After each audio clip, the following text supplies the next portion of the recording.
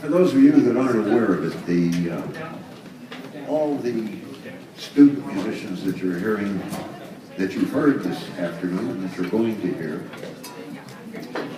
are they're here as a result of what we call the Next Generation Jazz Festival, which occurs the first weekend in April.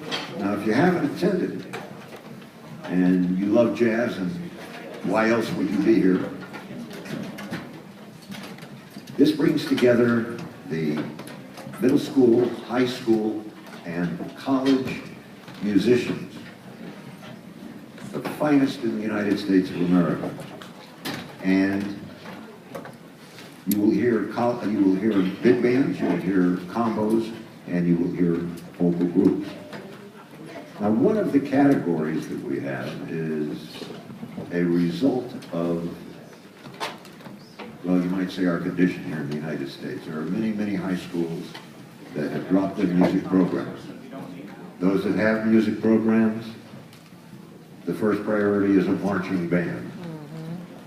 And even if they have a jazz program, often the teacher is less than interested or less than steeped in the idiom of jazz. And this became apparent to the Monterey Jazz Festival, and as a result, we established what we call our conglomerate category. And these are students, mostly of the high school age, who, because of their interest in music, seek out other students who have an interest in music. And if they're really fortunate, they find an educator who can whip them into a solid jazz orchestra. And when this happens, it's magic, because these are students that have really, really struggled to get into a program. It wasn't just a snap course that they took to get by or this or that. So that's what you're about to hear this afternoon. And I want you to welcome,